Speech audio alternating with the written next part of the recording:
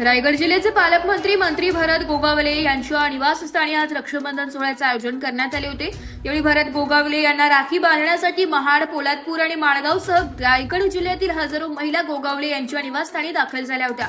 यावेळी बंदोबस्ताला उपस्थित असणाऱ्या पोलीस दलातील महिला पोलीस कर्मचाऱ्यांनी देखील मंत्री भरत गोगावले यांना राखी बांधली आहे। भरत गोगावले हे केवळ आमचे नेते नाहीत, तर आमच्या घरातील मोठा माणूस असल्याची भावना रक्षाबंधनासाठी आज आलेल्या महिलांनी व्यक्त केली आहे। तर तुम्ही जसं वागाल त्याप्रमाणे अवलंबून असल्याची प्रतिक्रिया मंत्री भरत गोगावले यांनी या प्रसंगी बोलताना दिली आहे।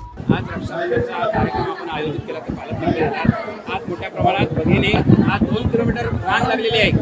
काय सांगाल आपण? हेच आमचं भाग्य आहे, हेच आमचं दौलत धनदौलत आहे। कारण गोरगरीबांचे शेठ म्हणून शेठला ओळखलं जातं। आमदार, मंत्री, पालकमंत्री ही 2 बाबा आहे, परंतु हे जे प्रेम आहे हे खरं आमचं भाग्य आहे। कारण ह्या प्रेमामुळेच आज आम्ही या पदापर्यंत पोहोचलेलो आहोत। म्हणून माझ्या या सगळ्या लाडक्या बहिणींना पहिले धन्यवाद। आणि आता तुम्ही बहिणीने काय गिफ्ट दिली आणि तुम्ही काय गिफ्ट दिलात बहिणींना? त्यांच्या शुभेच्छा हीच आमची गिफ्ट।